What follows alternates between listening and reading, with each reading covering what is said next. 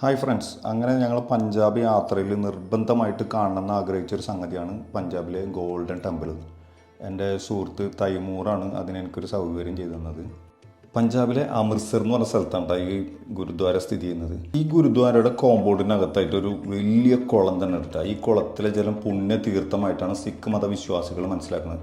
അമൃത് സരോവർ എന്നാണ് ഇതിന് പറയുക. അതിൽ നിന്നുണ്ടായതാണ് അമൃത്സർ എന്ന പേര് തന്നെ.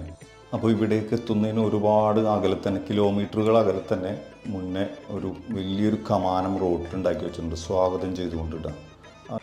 ഈ തീർത്ഥാടന കേന്ദ്രത്തിലെത്തുന്നവർ അവരുടെ പാദരക്ഷകളൊക്കെ അവിടെ ഊരി വെക്കണം. അതിനൊക്കെ സൂക്ഷിക്കാൻ വേണ്ടിയിട്ട് പ്രത്യേകമായിട്ട് കൗണ്ടറുകളൊക്കെ സ്ഥാപിച്ചിട്ടുണ്ട്.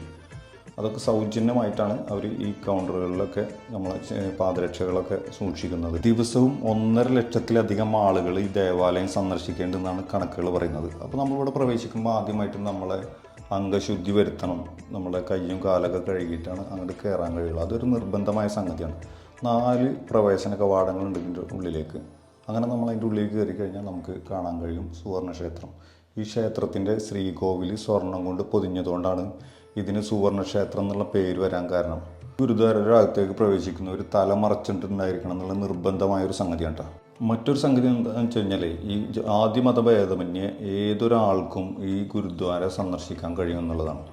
അങ്ങനെ നമ്മൾ നടന്നു പോകുമ്പോൾ നമുക്കൊരു പ്രത്യേകമായിട്ടൊരു കാഴ്ച കാണാൻ കഴിയുന്നത് എന്താണെന്ന് വെച്ചാൽ, ജീവിതത്തിൻ്റെ നാനാ തുറയിലുള്ള സിഖുകാരായ ആളുകൾ അവിടെ വന്നുകൊണ്ട് അവിടുത്തെ പാത്രങ്ങൾ വൃത്തിയാക്കുക, അതുപോലെ നടപ്പാത അടിച്ച് വൃത്തിയാക്കുക, ഇതൊക്കെ ഒരു പാപമോക്ഷത്തിൻ്റെ ഭാഗമായിട്ട് ചെയ്യുന്നതാണ് മനസ്സിലാക്കാൻ കഴിയുന്നത്.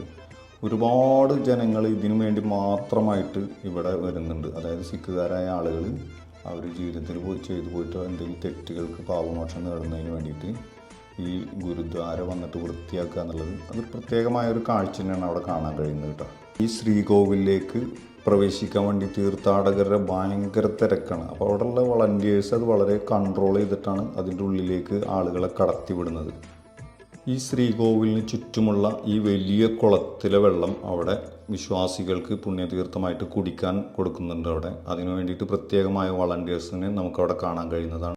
ഈ ഗുരുദ്വാരയുടെ പ്രദക്ഷിണ പാതയിൽ 2 ഉയർന്ന ഗോപുരങ്ങൾ കാണാൻ കഴിയട്ടെ, ചുവന്ന കല്ലുകളിൽ ഉണ്ടാക്കിയ. രാംഗരിയ ബംഗ എന്നാണ് ഇതിന് പറയുക. ഈ ക്ഷേത്രത്തിൻ്റെ സുരക്ഷയ്ക്കായിട്ടാണ് അത് സൃഷ്ടിച്ചിട്ടുള്ളത്. അതിൻ്റെ ഉള്ളിൽ സെക്യൂരിറ്റിക്കാരൊക്കെ ഉണ്ടായിരിക്കും. ഈ ഗുരുദ്വാരക്ക് സമീപമാണ് പ്രസിദ്ധമായ ജാലിയൻ വാലാബാഗ് എന്ന പ്രദേശം.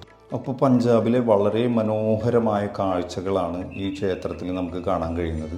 അപ്പോൾ നിങ്ങളൊക്കെ എപ്പോഴെങ്കിലുമൊക്കെ പഞ്ചാബിലൊക്കെ പോകുന്നുണ്ടെങ്കിൽ ഈ ഗുരുദ്വാര ഒന്ന് സന്ദർശിക്കുക. അത് ജീവിതത്തിലെ മറക്കാൻ പറ്റാത്തൊരു അനുഭവമായിരിക്കും.